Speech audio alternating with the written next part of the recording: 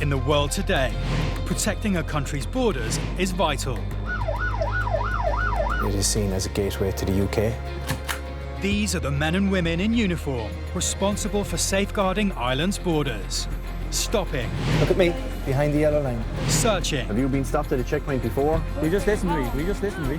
And seizing drugs, arms and illegal goods. If anyone tries to harm me, that dog will tear them to shreds.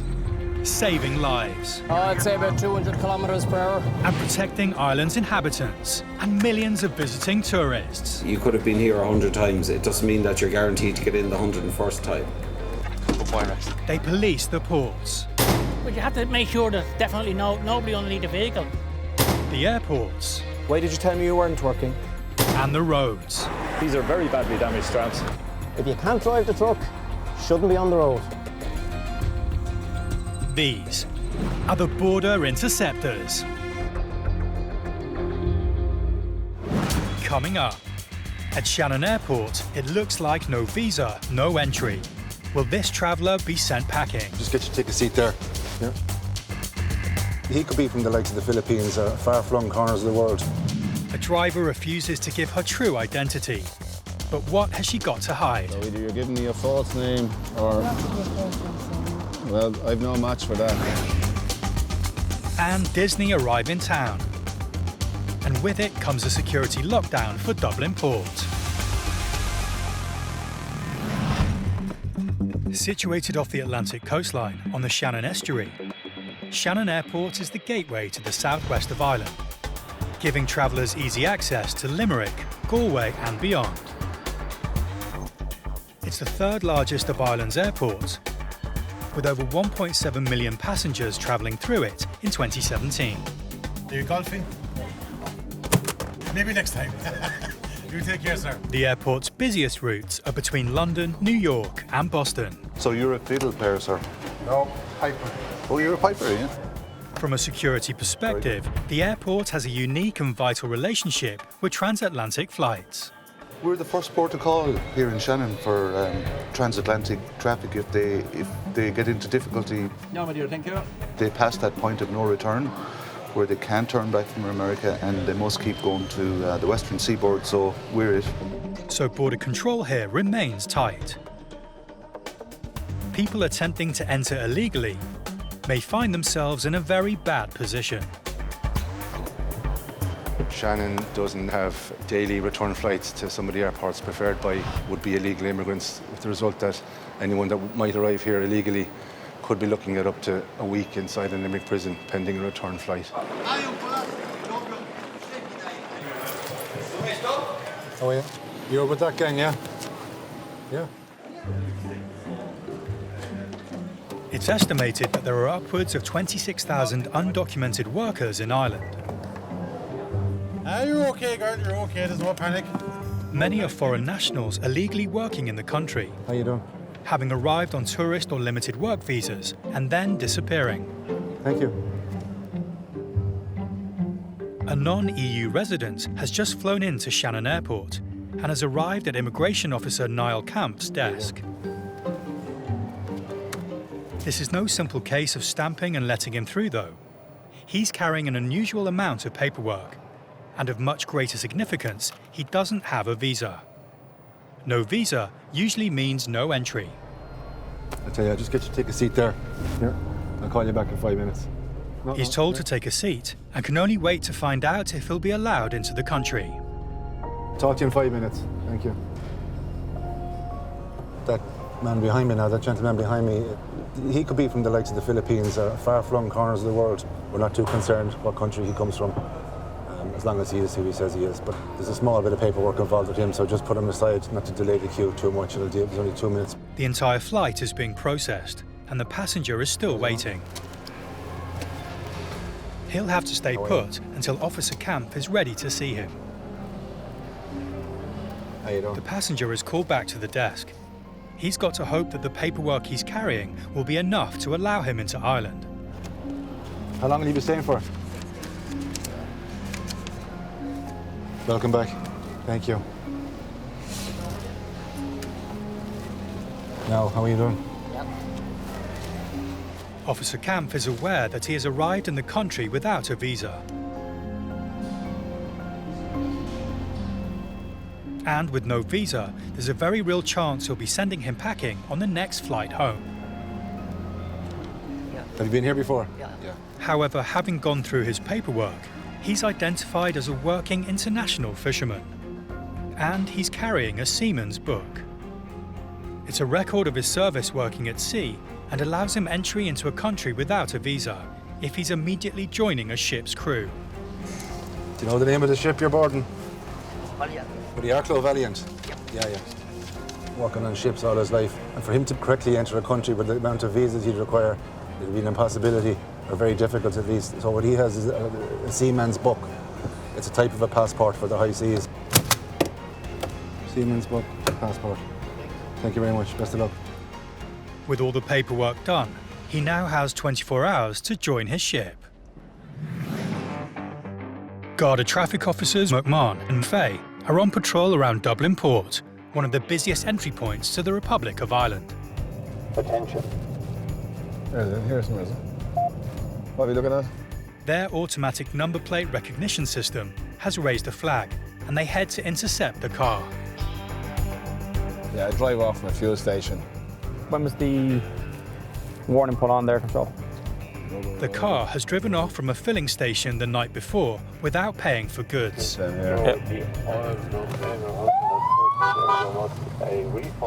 They track it down and pull it over. What do you need to find, driver? Hello. Is this your own car, madam? It is, yeah. What's your name? Nicola Thompson. Nicola Thompson. Yeah. What's your date of birth, Nicola? 28 of 5th, Yeah. 1974. Nicola, can you tell me who was driving the car last night around 9 o'clock? I was. You were. And the car was up in Navan last night at 9 o'clock at a filling station. It left without paying for wine and for oil. You don't know anything about that? Tango Bravo 208. Control, could you oblige with a driver lookup, please? Surname is Thompson. The date of birth is the 28th of the 5th, 1974. Nicola, I'm not getting any match for any driving licence assigned to a Nicola Thompson, the 28th of the 5th, 1974. So either you're giving me a false name or...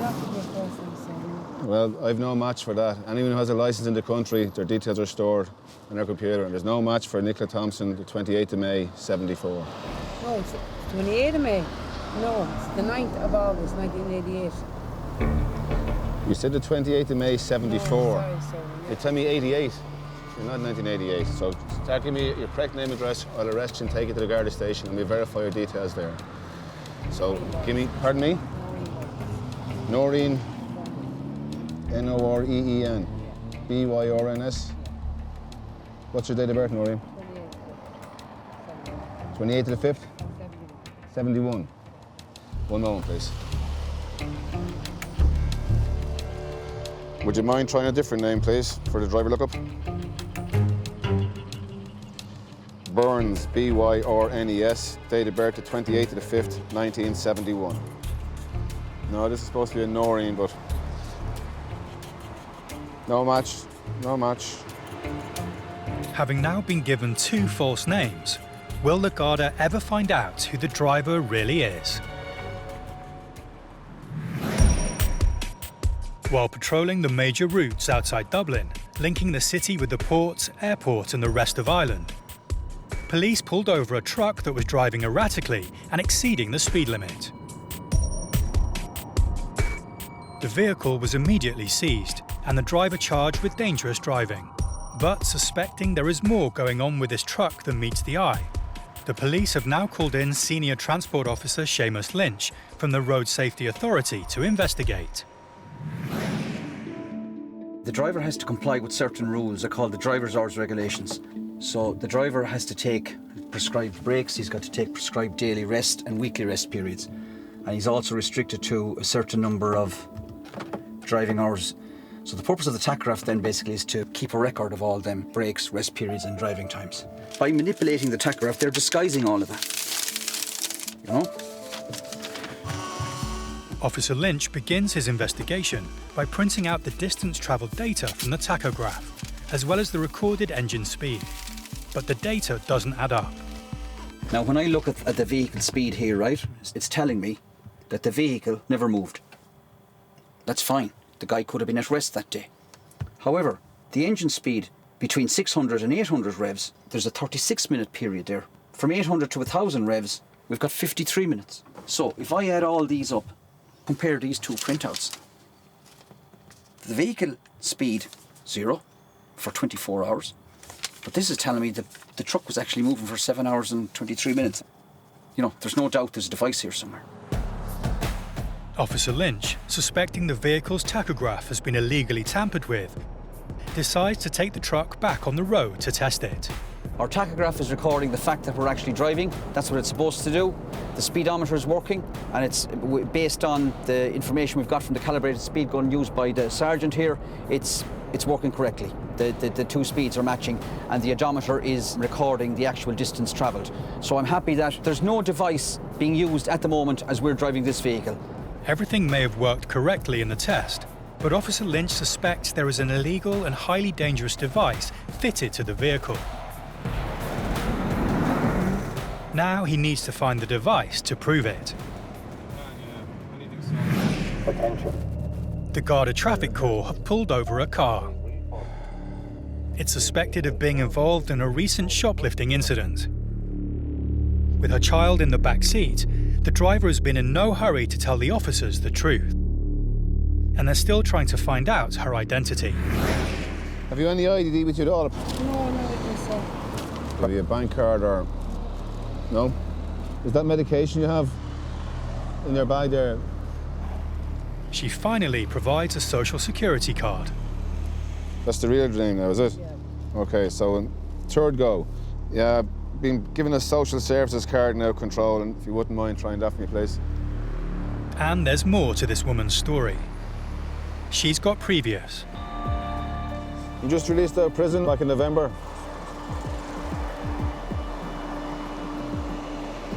What was that for? What was that for? Shoplifting. And 9 o'clock last night, the car was up in Navan, shoplifting wine and... Pardon? Not only has she been inside, but she shouldn't be driving the car at all. She's no licence. She was disqualified for 10 years back in 2003 and didn't get a licence since. You're going to have to get someone to come down. The car's going to be seized under Section 41, OK? You have no licence or no insurance. You can't have insurance with no licence. The woman's desperate. She tries to bargain with the Garda, tipping them off about a drug shipment heading for Dublin. When I say a deal, I mean a deal, and you'll get what the best lot of heroin that ever came into Dublin. It's not who you know, it's what you know. You don't want a load of imaginary heroin, do you? You sure? But they're not biting. The car is being seized. The woman retrieves her child and belongings from the vehicle and leaves on foot. The car's on its way to the pound. Another illegal driver is off the roads, and the officers can move on to the next call.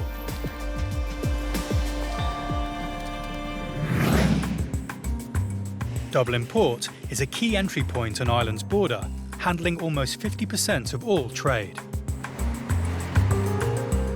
But as well as cargo and ferries, it's also popular with cruise liners.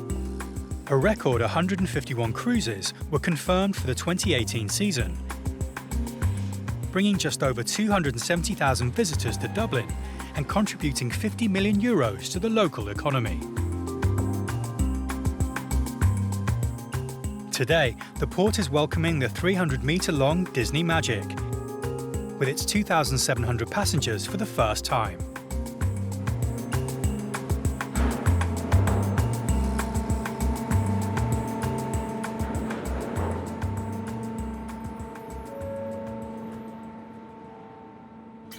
With the huge ship comes a massive security operation. Head of Port Security, Tom Kavanagh, is overseeing proceedings.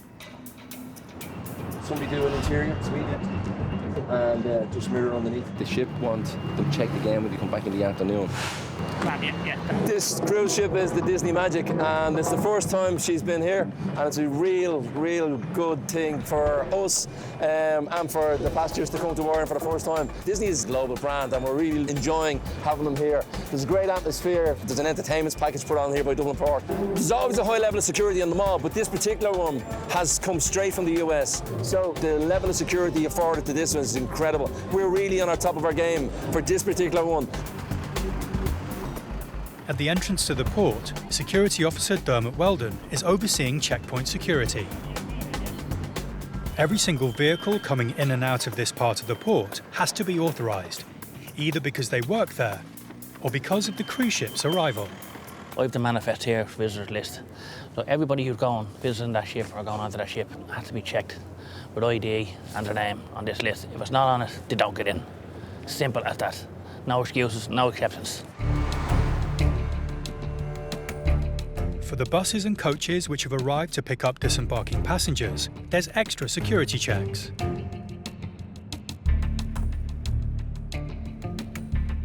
As Dublin Port is a potential high-profile target for a terrorist attack, the security team have to be vigilant, looking out for anything that might raise suspicion.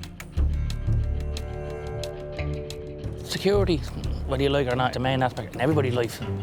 Even if you have an alarm on your house, you have to make sure no one robs your house. It's the same with the cruise liner. You have to make sure no one robs the cruise liner, no one blows up the cruise liner, no one's trying to blow up the cruise liner.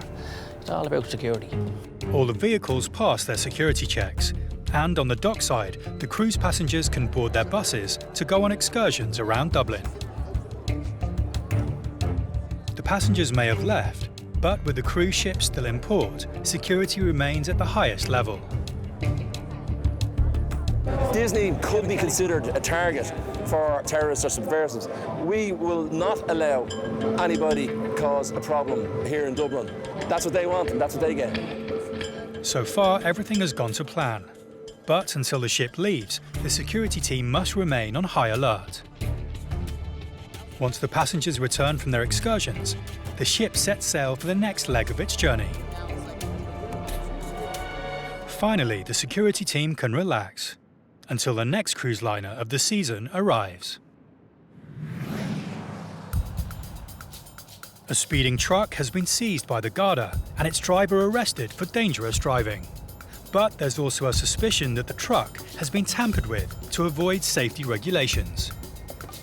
Road Safety Authority Officer Seaman Lynch has checked the truck's data and is certain it's fitted with an illegal device that stops the tachograph working correctly. When I compare these two printouts, the vehicle speed 0, but this is telling me that the truck was actually moving for 7 hours and 23 minutes. Now he needs to prove it.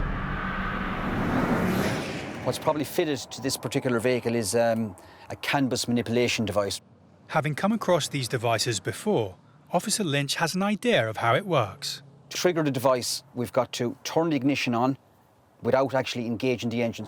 Now, Darren, if you want to put your foot on the accelerator, I'll count to 6, 1, 2, 3, 4, 5, 6, starter.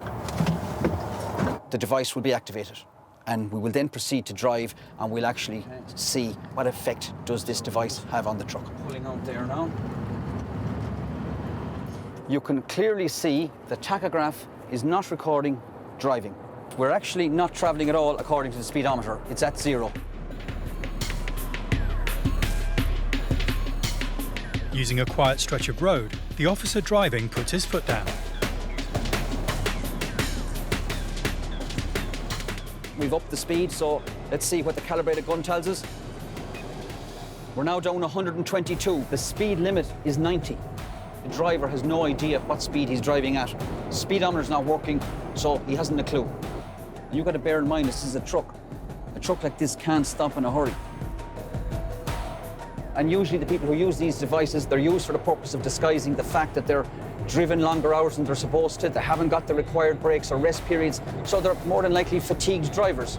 And the statistics show that 1 in 5 accidents are caused by fatigue. It's extremely dangerous, and you know, I would imagine that the people who fit these devices give absolutely no consideration whatsoever to road safety. Armed with the evidence that the tachograph has been tampered with, Officer Lynch now needs to find the device. his team starts looking for anything unusual. And it's not long before they find what they're looking for. Is there a black box I see here? We've seen these before. Auto CAN bus data log. Going to have a look inside, okay? Right, there we have a printed circuit board. So what I'm just going to try and do a little bit of a test. Turn the engine on now, okay? Now if my suspicions are correct, I would expect to see a green light or something else. 4, 5, 6. There's your green light. She's now activated. With the suspicions confirmed, the evidence Officer Lynch has uncovered will be used to prosecute the truck's operator and driver. The haulage industry is highly competitive, leading to companies taking risks to complete the work on time. But on this occasion, they haven't got away with it. They now face a fine of up to €5,000 and even 6 months in jail. It's all down to being motivated by money at the end of the day. The more work they carry out, the more they get paid. So, I presume they look at the tachograph and driver's hours regulations as being too restrictive. But the problem with that is, obviously, you're compromising road safety and the conditions for drivers. These drivers are often, made to use these devices, and they're ending up driving 16, 17, 18 hours a day and not getting adequate rest periods. Quite a small-looking device, isn't it? But what it can do can have pretty serious consequences. If one was to consciously think of road safety, you wouldn't put in one of these.